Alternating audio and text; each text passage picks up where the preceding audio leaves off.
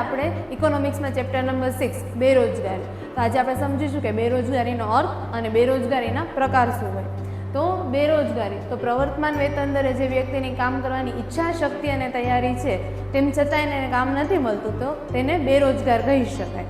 બેરોજગારીના પ્રકારો તો બેરોજગારીના પ્રકારોમાં આવે છે સંપૂર્ણ બેરોજગારી.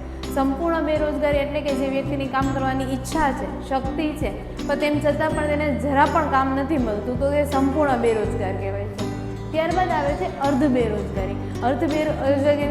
બેરોજગારી એટલે કે લાયકાત કરતાં નીચી લાયકાતવાળું કામ તમારે સ્વીકારવું પડે. દાખલા તરીકે સીએની ડિગ્રી મેળવેલા લોકોએ ક્લાર્ક તરીકે કામ કરવું પડે તો તેને અર્ધ બેરોજગારી કહેવાય છે. ત્યારબાદ આવે છે પ્રચંડ બેરોજગારી. તો પ્રચંડ બેરોજગારી એટલે કે કોઈ પણ એક ક્ષેત્રમાં જરૂરિયાત કરતાં વધારે પ્રમાણમાં લોકો રોકાયેલા હોય તો તે લોકો પ્રચંડ બેરોજગાર છે તેમ કહેવાય. દાખલા તરીકે કોઈ ખેતરમાં 8 લોકોનો જરૂરિયાત છે પણ ત્યાં 10 લોકો જોડાયેલા છે તો 2 લોકો છે એ પ્રચંડ બેરોજગાર કહેવાય છે. ત્યારબાદ આવે છે ચક્રીય બેરોજગારી. તો ચક્રીય બેરોજગારી એટલે કે વ્યાપાર ચક્રના તબક્કા એટલે તેજી, મંદી. તો મંદીની સિચ્યુએશનમાં જે લોકો બેરોજગાર બને છે તે લોકોને ચક્રીય બેરોજગાર કહેવાય છે.